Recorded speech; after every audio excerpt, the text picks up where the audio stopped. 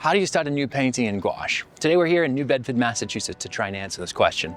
We're headed down to the marina, see if we can find a boat and get started. New Bedford has a really rich history in the whaling community. By the 18th century, it became the whaling capital of the world. And then by the 19th century, all that money from whaling made this the richest city per capita in the United States. We still have a lot of the history, stone pavements and old buildings all around us. But I'm particularly interested in going down to the marina, see if we can find any boats to paint.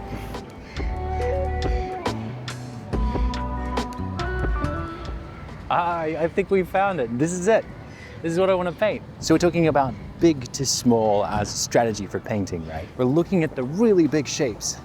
There's the sky and the ocean, the main boat right up here, and then the reflection down below. And then perhaps even just a little bit of this stuff in the back. So that's 1, 2, 3, 4, 5 shapes. You could even, if you wanted to simplify this into 3 shapes, the top, the bottom, and then all of this as one big connected shape. You could say so much with just this.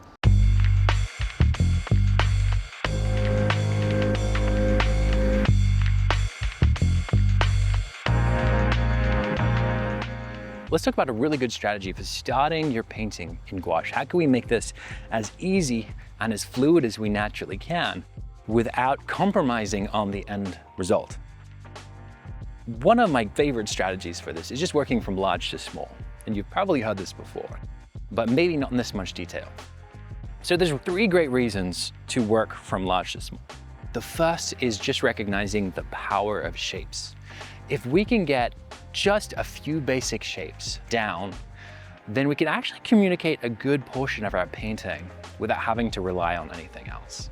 Really, I want you guys to try this sometime. Just get 4 or 5 major shapes that you can see inside of a painting and refine them. Get the silhouettes of the trees to look like trees.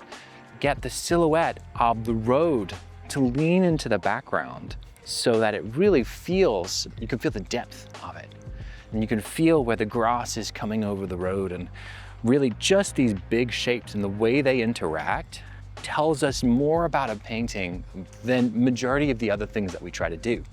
So if we can really load our attention into these main things at the beginning, we can use the beginning of our painting to make a really powerful painting. And that leads us into number 2. And the second reason that painting from large to small is a really good idea is that once we have those big shapes established, we can actually then really feel the effect of everything else that we're doing with our painting. So if I have the sky and the water and the boat and the reflection down, and then I start to work into the reflection, and suddenly my reflection starts feeling less reflection-y, less powerful, less like it's doing what I want it to do, then I can change my strategy. I can work. I can try and figure out why it wasn't working and get it to a point where it does work. And so it's this ability that we have when we're working from large to small to first make a powerful painting. And then second, really feel into what effect does our paint and our brushstrokes have when we're working into that powerful painting. And all of this within just the first little period of time when we're painting. And that's really cool.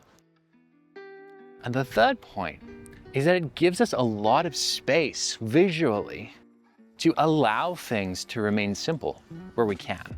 A lot of people are always asking, how do I simplify? Because our natural inclination may be to go into a painting and just detail, detail, detail, and then feel overwhelmed with the amount of details that we put in. Like every small part of our painting is screaming for our attention and not really having a good effect on how we're perceiving the whole thing. And so if I'm working in a fashion where I've created the basic powerful shapes that are comprising my painting, and then I come in and I start working into those to get smaller shapes and more subtle effects and more interesting ideas, and I do that in a way where I really feel how every brushstroke is affecting my painting. And I'm working into the important areas first, the areas near my focal point, the areas that are really crucial to communicate about. When I get to the end of that, there might be parts of my painting that I have basically left completely free. That if I wasn't working like this, I would go in and add details and add things that I'm seeing that really don't add to the painting as a whole. And so painting from large to small gives us room to breathe. It allows us to say what's important, to be open to what's happening, and then to not say the things that don't really matter, the things that would get in the way of our giant statement. You can see this kind of as a poem versus a textbook.